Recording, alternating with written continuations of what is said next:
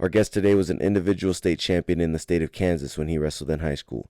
He then became a national qualifier when he jumped to college. Now, he's currently the women's wrestling coach at the University of Providence, and he has led them to a top 10 ranking, currently sitting at number 7. Today we welcome Coach Matt Atwood to the Coach's Wife podcast. Hope you guys enjoy the show, and we'll see you guys next time. With the world of coaching evolving and the carousel is always changing, we're going to sit down with some coaches and we're going to figure out why they coach, how they coach, what they coach, and most importantly, we're going to figure out why they chose this profession.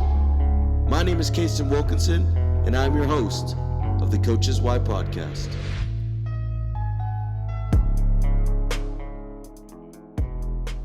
Mr. Matt Atwood, how are you doing today, sir? Doing good. How are you? I am doing well, man. Thank you. So for the people who don't know you, right, people from Kansas might know you a little bit, but for the people who don't know you, give me a little bit about you. What sport you currently coach and where you're currently coaching?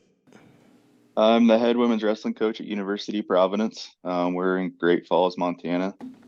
Montana. So I've never personally been there, and I know for a fact that a lot of the people from where I'm from have never been there. So give us a little rundown on how Montana's treating you, what Montana's life is like, and what you can get if you were to experience Montana. Montana's awesome. Just telling you a little bit ago, we used to vacation a lot to places in the mountains. And then my wife and I were talking, like, why don't we just move somewhere in the mountains? So instead of vacation all the time to the destination we want to go to, why don't we just live in it? So I was telling you, we came up to a friend's wedding. I don't know, about 6 months, maybe a couple months before I ended up moving up here, but came up, drove through Great Falls, looked at the university. I was like, gosh, it'd be cool to work here. And I was currently working out at a university in Nebraska. But a couple months later, a friend of mine called me. He was coaching in Idaho, said that position was open and they had just reached out and asked if they knew of anybody. And so he sent it my way. I reached out and applied, and a few months later, I had the job. Hell yeah, man. So what do you get to do up there in Montana? I know that you mentioned it not too long ago, but I've also heard the term God's country.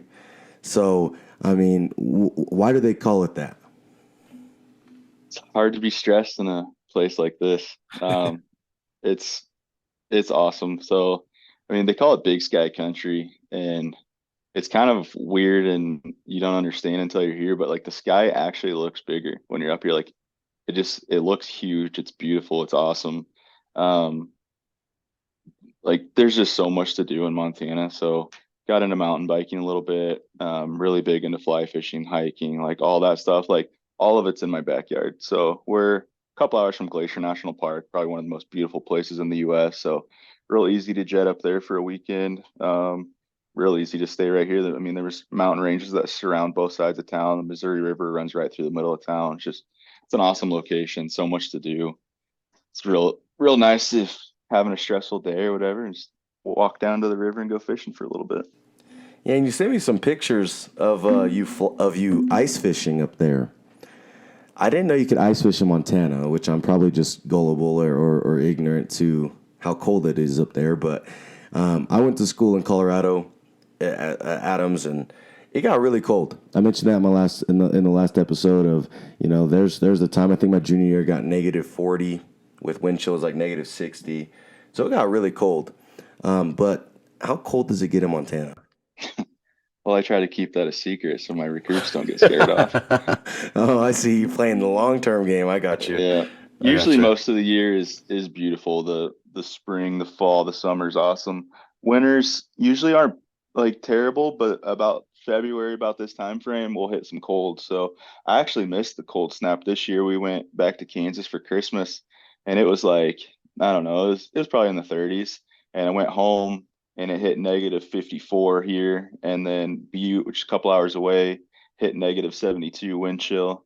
Dang.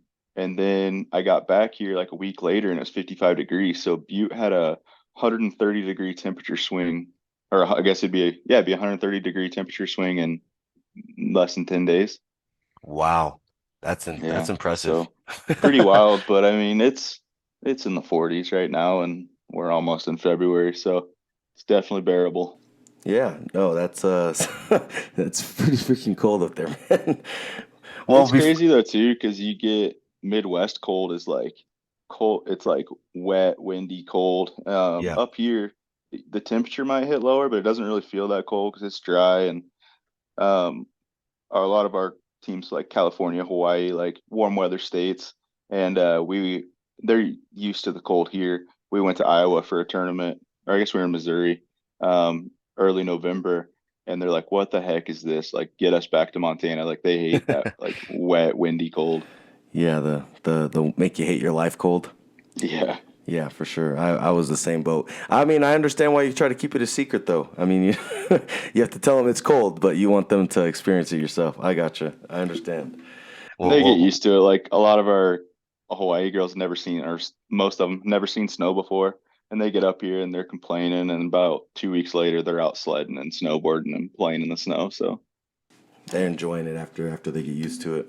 yeah, Well, before we get into, your coaching journey, I wanted to talk a little bit about you as a person. So, Matt, where did you grow up? I don't know if you mentioned it earlier. I know you've told me about it before, but where did you grow up, and when did you get involved in the sport of wrestling? yeah. So I grew up in Smith Center, Kansas. It's a town about 2,000 people. It's actually the geographic center of the United States. So it's Oh kind of wow, cool little fact. yeah, But real small town. Started when I was 4 years old. So we were talking earlier. I don't really remember how I got into it. I know my dad wrestled for a couple years when he was in high school. His school he went to initially was a small school and it shut down. They didn't have wrestling, and he merged with another school his junior year, wrestled his junior and senior year.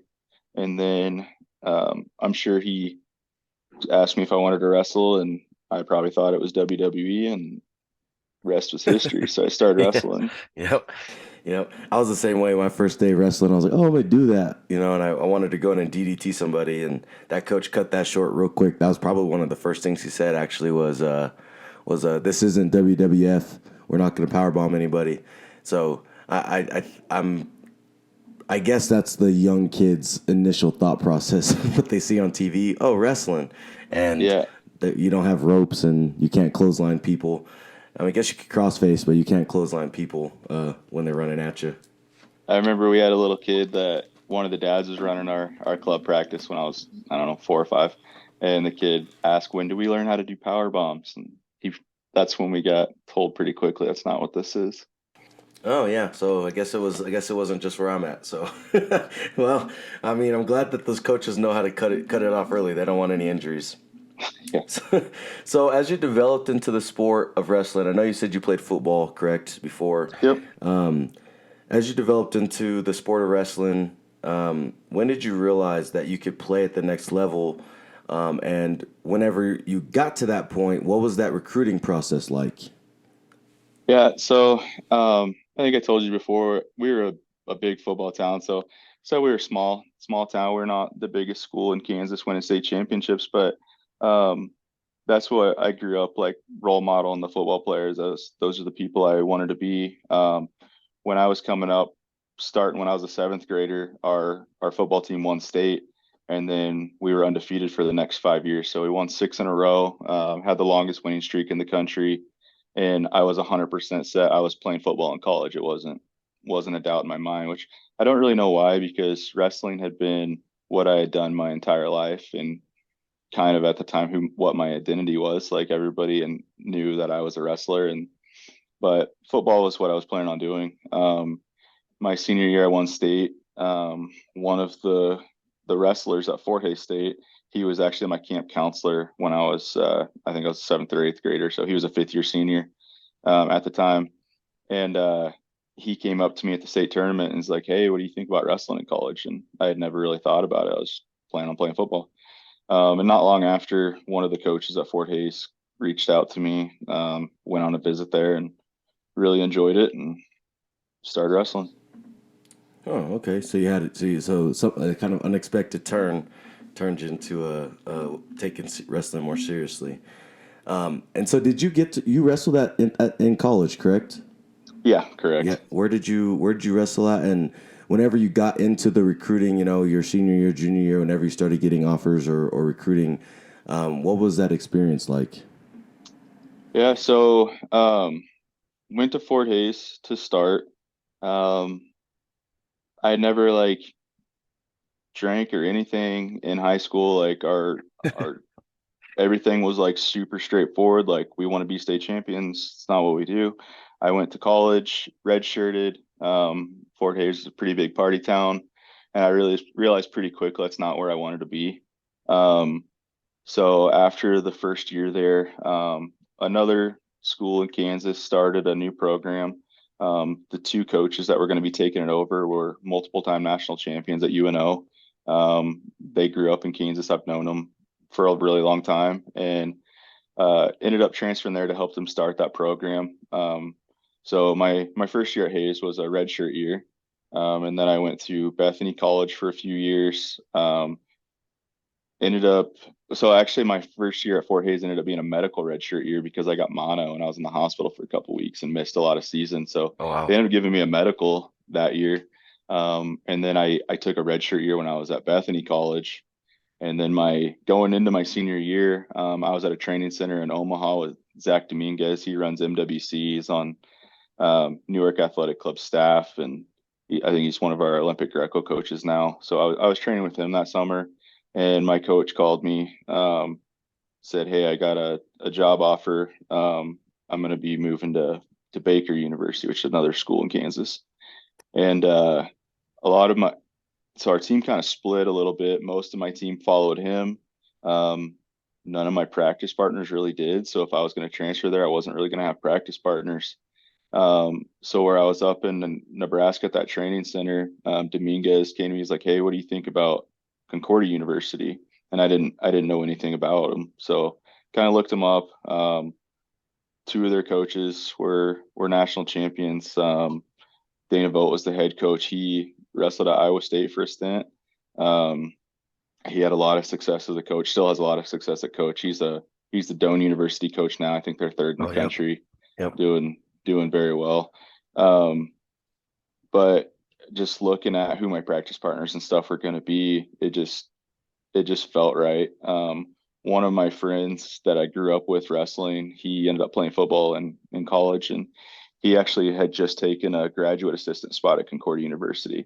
So I called him up and went and walked around the school, and I was like, yeah, this is the place. It felt right. Did my senior year there, then stuck around and was a student assistant for a year while I finished up a concentration in agribusiness.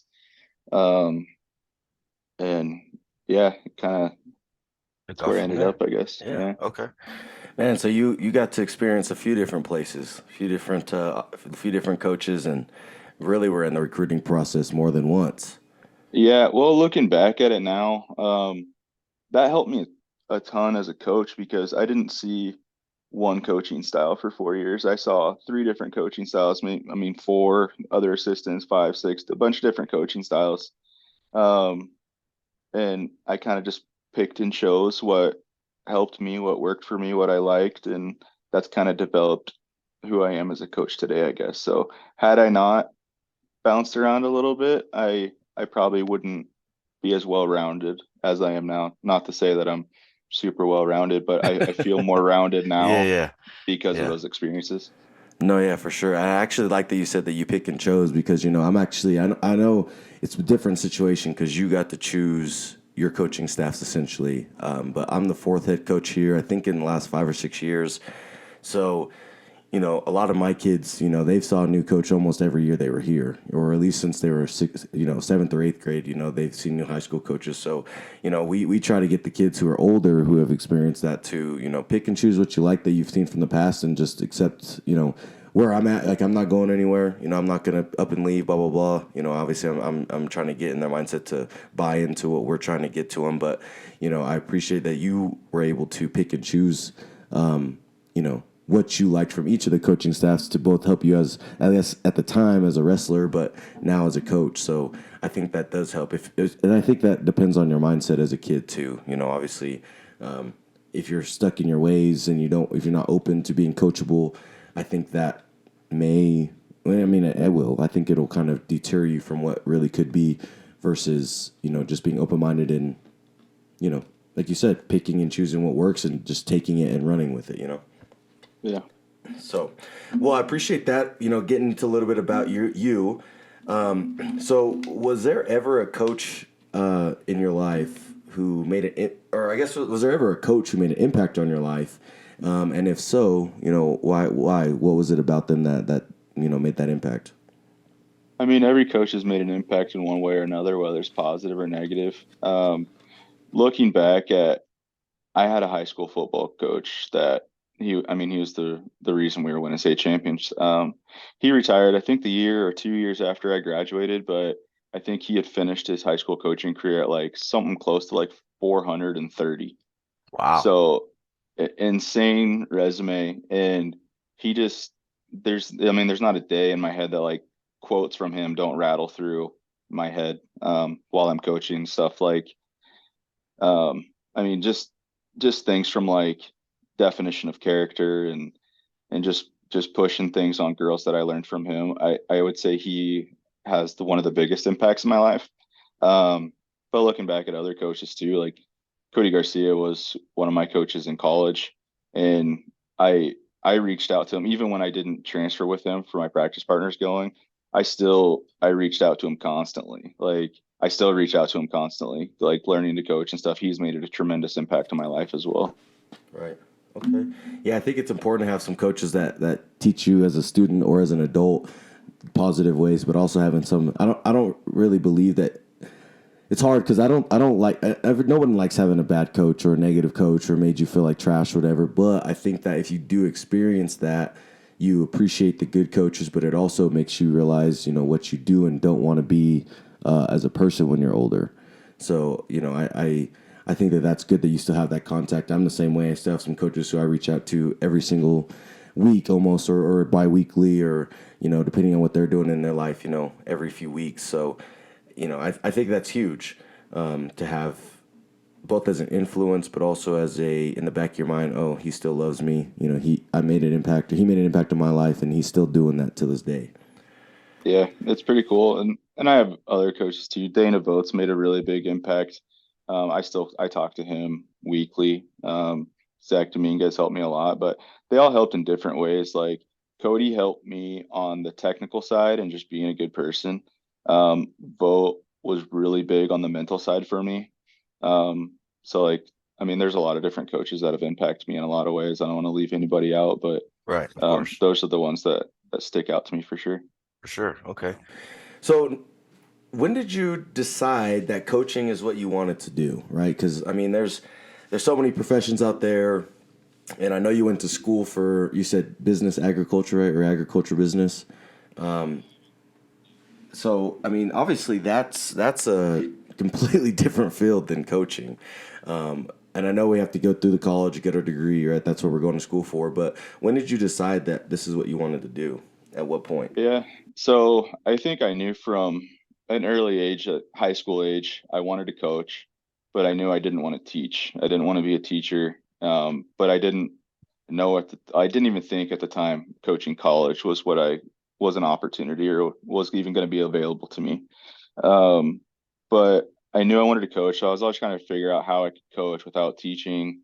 I grew up on a farm. I grew up working for farmers all through high school and stuff, and went into college. I have a degree in I have a BS in business administration, and then I have a degree in marketing, and then I have a concentration in agribusiness. And I added the concentration kind of after I was finished with my other two degrees because I didn't know what I wanted to do in life. I knew I wanted to coach, but I didn't feel I had the success in college that I could have had, or the success that warranted me being a college coach and teaching others how to wrestle.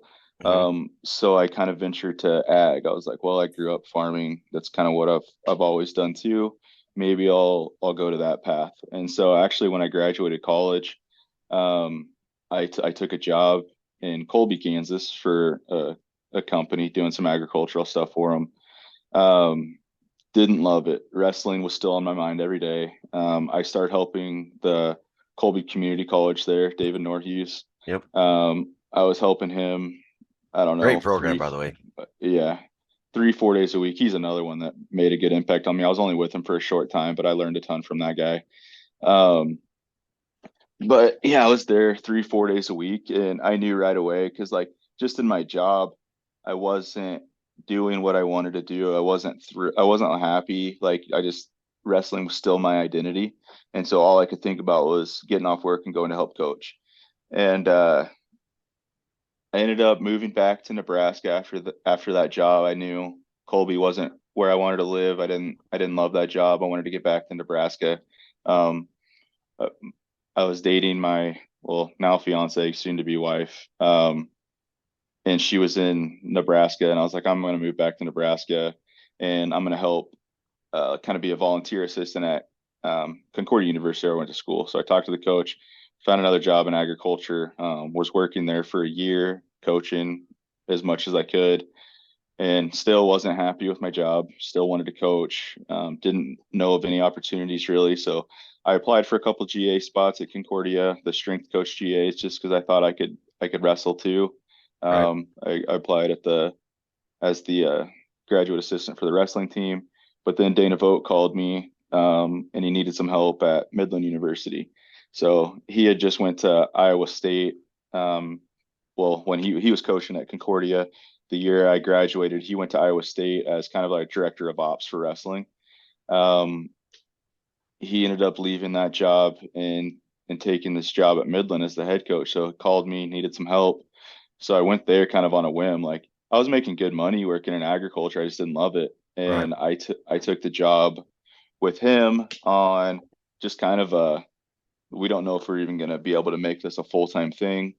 He was paying me half out of fundraising. The school was giving me a stipend.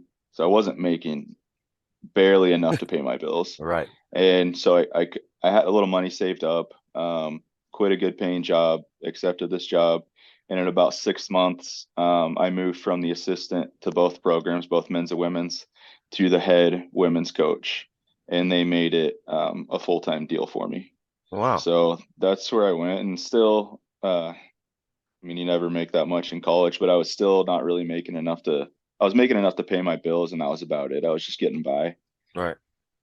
So you actually answered one of my questions I was going to ask next. So you started as a GA essentially. That's how you got into the world of coaching. I guess I started as a volunteer assistant, so I didn't Volunteer. even, yeah, I applied for a couple GA spots, but then I guess it would be a stipend assistant when I officially started coaching full time. Midland University gave me a stipend, and then Vote paid me about the same as the stipend out of their fundraising. And so you went straight into college coaching, even though you had the mindset that you weren't good enough to coach at that level, right? I know you mentioned earlier that you didn't think you had the accolades in college to coach college. So, I mean, was it intimidating when you got that first phone call or that first response saying, "Yeah, we'd love to have you come on and volunteer"? And then, obviously, that short time later, you got into the next gig at Midlands, and as you just kept growing and growing and growing, you know, obviously, I know you built confidence, and I know now you have a really good program up there in Montana. But when you first got that acceptance, say, "Yeah, come on as a volunteer," I mean, was that intimidating? I mean, where were you at mentally when that happened? I think it would have been intimidating. I guess if you rewind a little bit, I was every year for, I don't know, 9 years or so, all the way through college and for a couple of years after college. I coached middle school national duels for Team Kansas. So I'd always go out there, coach Team One. And the coach that I was coaching with on Team One was Daniel DeShazier. So he was a three-time national champ at Yep. UNK. We grew up wrestling together from little kids. So I've known Daniel since I was 4 years old. Um, he's now at Minnesota Storm, still on the Olympic cycle, like doing phenomenal. He's amazing. But we were sitting in our hotel room one night. We were talking about what we wanted to do and stuff. And I told him I wanted to coach, but I didn't think I had the accolades. So my senior year in college, I think I was fourth in the country, going into the national tournament. Um, did not wrestle well. So I went 2-2 at the national tournament. And then after the national tournament, 5 of the 8 that podiumed I had beat that year. And so I was just really struggling with that. And talking to him, he's like, dude, that doesn't matter. He's like, just because you didn't have the success doesn't mean you can't make an impact on other people's lives, or it doesn't mean you're not a good coach. He's like, look at most like the best coaches in the country. Some of them like maybe didn't even wrestle. Some of them like dabbled in it. So like, I mean, you look Right.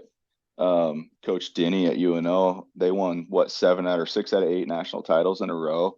And he was a teacher at the college, and they just asked him if he wanted to come coach. Right. Like, so that helped me a lot.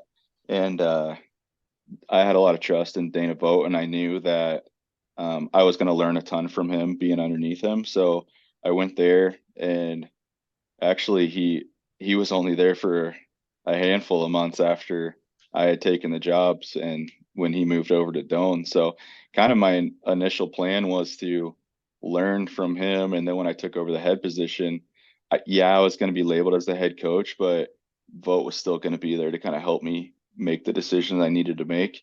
But then when he left, it was kind of trial by fire. I needed to get things figured out pretty quickly. So Right. didn't have too much time to really. You just had to jump in. No, it's cool. You had, like you said, you had somebody who was that you knew that you had confidence in, and they allowed you to, I wouldn't say take you under their wing, but they, helped you understand that, you don't have to be a Cale Sanderson to be a great coach. So I really I can appreciate that because I was really nervous jumping into a head at high school after only having really 2 years of coaching experience in my belt for wrestling and I was the same, but I didn't have I wasn't this great guy all around, but I think I knew how to connect to the kids well, and I think that that's been my biggest success is getting the kids to buy in, the kids who are younger, some of the older kids too, but in general, having that confidence just in what I do and knowing that it's going to take a few years to understand it all. So just take the roller coaster as it goes, and eventually you'll see what you need to be. Yeah, and that's the thing. Like kids gotta trust you. If they trust you, like they're gonna buy into whatever you're telling them. It you might be a little bit off, you might be wrong on some things, but you're learning just as much as they are. Like I made unlimited mistakes here, but I'm fortunate that I have enough coaches that I can reach out to and kind of get put back on the right path, or coaches that have been where I'm at now that have made the mistakes already. So, I mean, I'm not jumping into this without any help for sure. Yeah, having that support system is great. Um, and another thing, I know you've listened to the last episode, and I love this quote, and I'm probably gonna ask this until I find a new quote that really sinks in with me. But one of the biggest things I've had to figure out is some of the coaches that have been really successful in the area.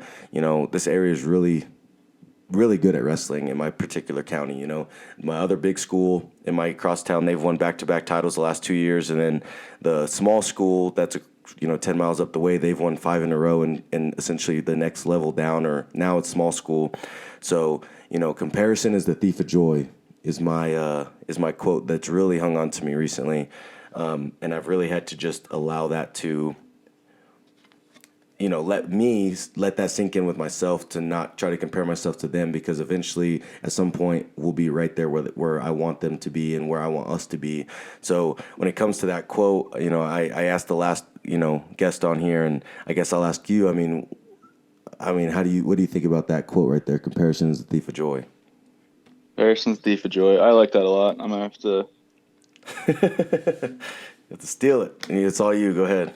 I don't know who said it though. I'm just I'm just reiterating it and saying it again. So I don't give me credit for it, but I love that quote. So I don't. I actually have. So I have a notes on my phone just full of quotes, and I actually have that quote in my notes. I have it listed from Mark Montoya. Oh, okay. I got you, Mark Montoya. Okay, Yeah. that's So good to yeah, know. I really like that. So I mean, the more, and I try to get our girls to learn that too. Like the more we're comparing to each other, like I mean, you're putting that person on a pedestal, really. Like you're always going to look at them as above you if you're always comparing yourself to them. Right. So I mean, I mean, even just in wrestling style, like if I change my style to wrestle somebody else, then I mean, I'm comparing myself to them, or I'm putting them on a pedestal, like instead of imposing my style. this is what I try to get our girls to do a lot. I was like, don't change because of who you're wrestling. Like you wrestle your style. I mean, I agree. I think that's huge. I mean, so I just told my girls the other day, they wrestled well. They won all their matches. They went into district duels and they went undefeated, but they didn't wrestle the way they needed to. The team that we wrestled wasn't the best teams they've seen, but they wrestled down to their level. And I kind of got on them a little bit, and they thought I was mad at them, blah, blah, blah. And I was like, I'm not mad at you, but you guys have to understand that you have to wrestle your way every single day, every single match. Make them come up to your level. Like, if you can go to these big tournaments and whatever the case is, you're facing girls who have the accolades that these girls don't or this team doesn't have, whatever, and you wrestle them way better. You can't wrestle down to these level to this level because of who they are. So I 100% agree what you just said, that you can't change, whether that be on the mat or personally, whatever, right? To just for consistency purposes, but also just so you can't. I've always been that way. I've always been taught that way. You could be a great football team, like your football team you said in high school, right? You guys might have been the absolute best team in the state. I'm just, saying that. But then you guys go and, the number 2 team in the state, you guys dog walk the number 2 team in the state, but then you guys win by 3 points to number 18 or number 25 or whatever, right? Because you played down to their level. So that's what I have to tell my girls sometimes, and that's a big thing for me as well. Is you can't change just because of who you're wrestling or who you see or what school it is or whatever. Yep, absolutely. So is there anything about the world of coaching that you dislike about it? Is there anything you dislike about it? Is there anything you absolutely love about it? Actually, put that in a 2-piece. We'll put that in a 2-piece. What do you love about coaching? Is there anything that you dislike or that you would change about the world of coaching or I being a mean, coach? yeah, I love just like wrestling, you get out what you put in. Like I could make it through every day, like not really trying. Like I could show up to the office, kind of sit here and play on my phone all day and survive the day, but I'm not getting better and my team's not getting better. So the more effort I put into it, the better I become as a coach, and hopefully that passes on to the girls and the better they become as athletes. So I really like that aspect. It's not a job where somebody shows up and tells me what to do every day, and then I do that and nothing really changes in my life. Like I like the freedom of I can stay up till midnight recruiting and all this stuff, or if I want to just take the day off, I have that as well. So I really like the freedom of coaching. Yeah. Um, I guess the thing, there's not much I don't love about coaching. Like there's always going to be ups and downs every day. There's stresses of what if something happens to one of your athletes, like all this stuff, like that's always in my head too. Um, but there's not a lot I don't like. Obviously, the politics of college and stuff sometimes gets frustrating, and trying to pass on to administration like the whys of why you need things gets frustrating sometimes because they're not in this world and they don't necessarily understand our sport. Um, but it's overall extremely positive. I love coaching. Good. I like that, man. I think that those are some of the it's hard to find some positive. It's hard to find negatives in coaching, and especially I'm sure as a college coach you probably have a little bit more free time, as you mentioned. But yeah, I love coaching. So if you don't mind, as just to finish this, I'd like to end with a few questions that go a little bit deeper into yourself and as a coach, if you're okay with that. Yeah. For sure. So, as a college coach, how do you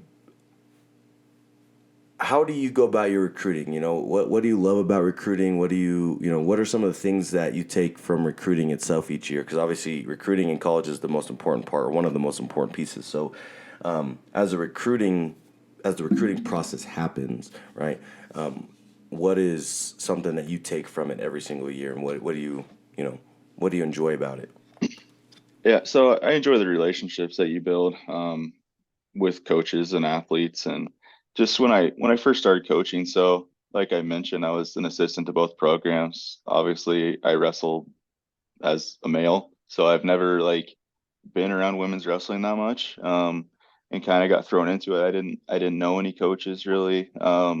wrestling wasn't sanctioned in Nebraska yet where I was at. So I spent at least the whole first year just reaching out to coaches all over the country, building relationships with coaches. And a lot of those relationships, I'm still involved with today. So, and it was nice too, because I would reach out to these coaches, and a lot of them didn't know me, and maybe they sent me a girl, maybe they didn't. Um, but the girls that I did have developed a good relationship with, and then all of a sudden the next year this coach has another girl, and then they have another girl. Or maybe I reached out to a coach, and he didn't know who I was, so he didn't send me a girl. But he saw the success we were having in the culture and things that we were building. And then maybe a year or two later, he started sending me girls. So those relationships that I've built have been fantastic. And then just even talking to the girls as they go through their recruiting process. I mean, there's a lot of girls that I didn't sign and they went somewhere else, and maybe 2 years later they're not happy and they call me and they're like, "Hey coach, like, had a really good recruiting process with you, and team's doing well, whatever, and I'd like to transfer to you." So like just building those positive relationships have been really big for me. Right. And I know college girls wrestling is obviously, I know wrestling in general is, different from high school, but I know girls wrestling in college has it's freestyle, right? So, I mean, what kind of, I guess it might be different as a recruit, right? Or as a recruiting officer or whatever, right? In the recruiting department, it might be different, reaching out to a girl than it would be a guy, knowing that freestyle's there. So, I mean, what is some of the things that you focus on when it comes to getting a girl who may be really good at folk style, but because they might not know about the circuit, because there are girls who don't know about the circuit that happens in the off season. How do you go about your recruiting time frame with them, talking them from folk style to freestyle? Yeah, I mean, and at the end of the day, wrestling is wrestling. Um, if they can wrestle folk style, we can teach them freestyle. So, I mean, I think the biggest thing is just getting their mind switched from folk style is all about control. Right. And then freestyle, I mean, it's exposure. So I don't necessarily need to control a person. I need to expose, and it takes them, I don't know. I mean, we'll run all through preseason. We'll run through that first month of practice, and then maybe we'll hit a tournament or two before it starts to click for some girls. Some of the girls pick it up pretty quickly. I mean, obviously we recruit at like Fargo and some of these bigger tournaments where they are wrestling freestyle and they've been exposed to it before, and that's where I find a lot of our girls too. But just because they haven't wrestled freestyle doesn't mean I'm not going to recruit them. I'm going to shy away from them. If they're a good wrestler in folk style, they can be a good wrestler in freestyle. Right. Okay. So now for the real deeper questions. I was just curious about that since you're the first college coach we've had on here. But I just think that that's really interesting how you go about your recruiting process. And, that was one of my favorite parts of being a high school athlete was the recruiting process. So, now that you're speaking to a coach who actually does it for a living, I figured I'd ask that question. And I But think a lot of college coaches like shy away from it a little bit. Like that's their least favorite part of the job. I hear it a lot. I hate recruiting. I hate doing this, whatever. I love it. That's one of my favorite parts of coaching. I love recruiting. Um, I realized pretty early on, I could be the best coach in the world, but if I can't recruit a team, we're not going to have a good team. right, of So course. recruiting's huge. Right. I 100% agree. Best colleges have the best athletes come in and or they recruit kids who fit their program the best, and that's what makes good programs. So I mean, I guess that kind of feeds off to the next question is how do you build a successful program on the level of wins and longevity, and then how do you sustain that?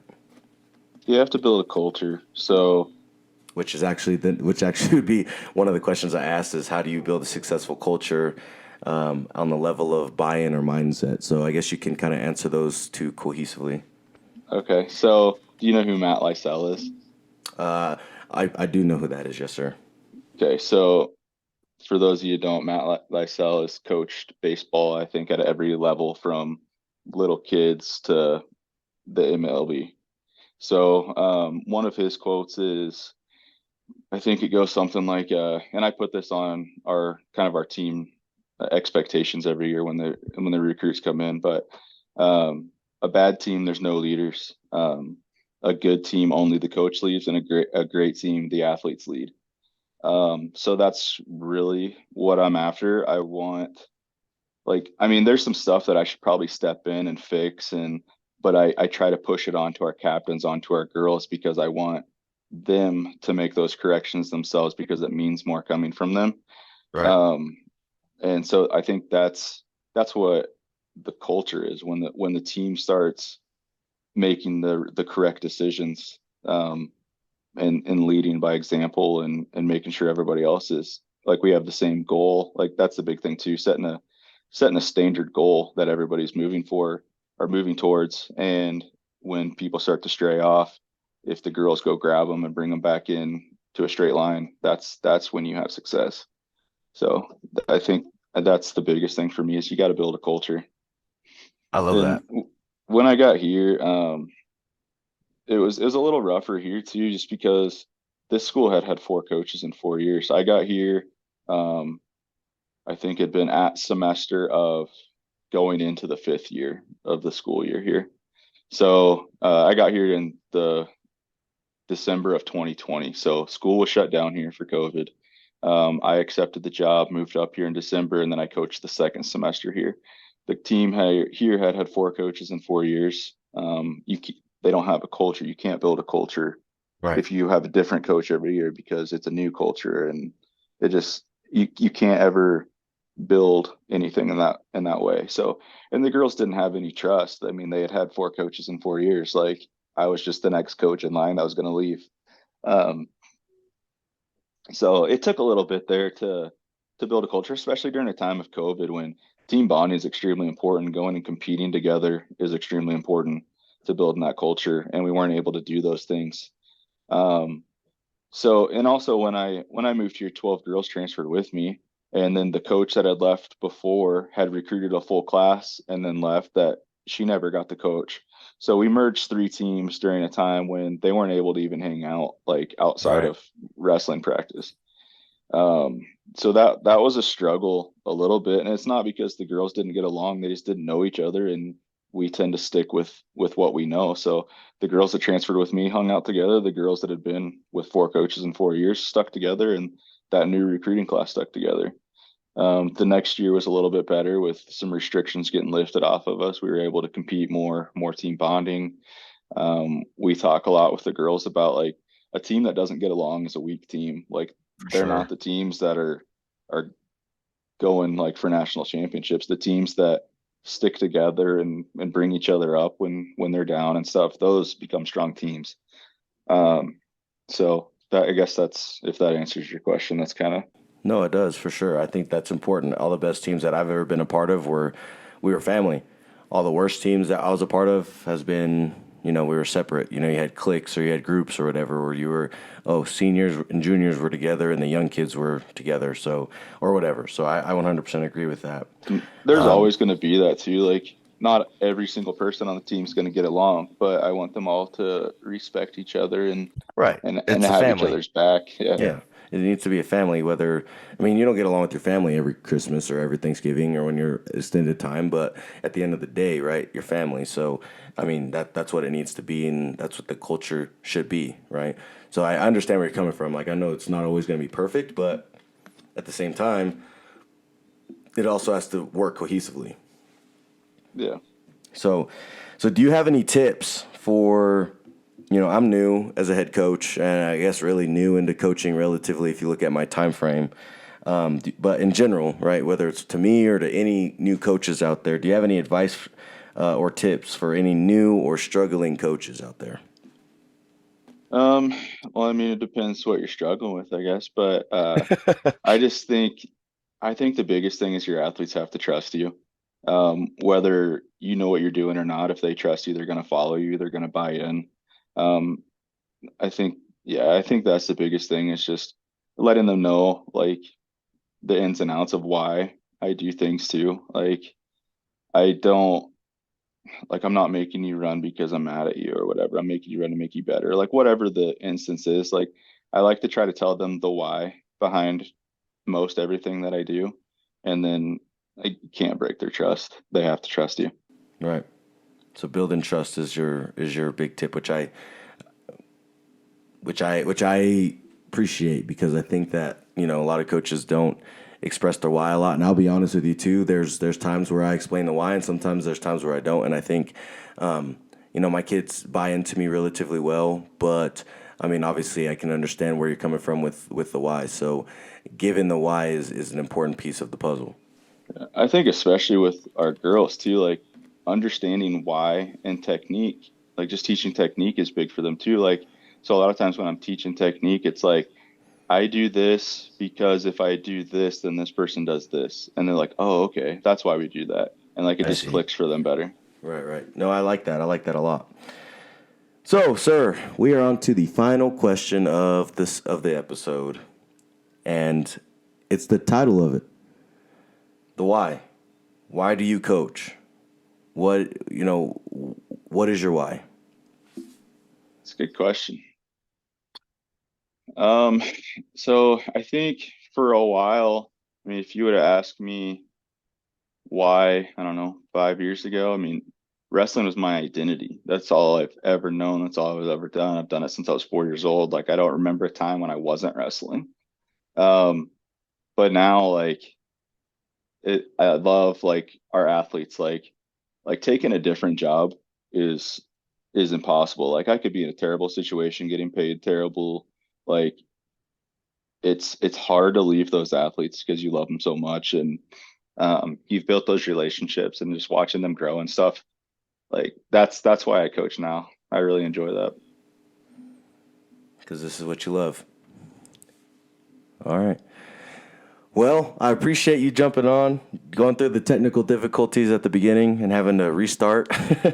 But I really appreciate your time, man, and jumping on with me. And I appreciate our conversations we've had for the last 3 or 4 months. Actually, probably longer than that now. I think beginning of summer Yeah, is when I first reached out to you. So I appreciate you taking some time out of your day to talk to me and talk to the people listening. And I'll definitely be talking to you over time, and hopefully we'll continue to build this relationship. And if I'm ever up north, or if you're ever down south and southwest, I should say, don't be afraid to reach out, and we'll definitely make something happen if we're ever within the same vicinity.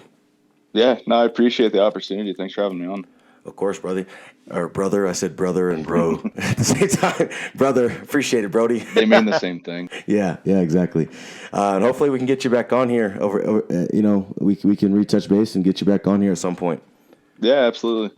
For sure, brother. Well, hey, I appreciate it, and we'll definitely be talking to you soon. Thank you. Yep. Have a good one.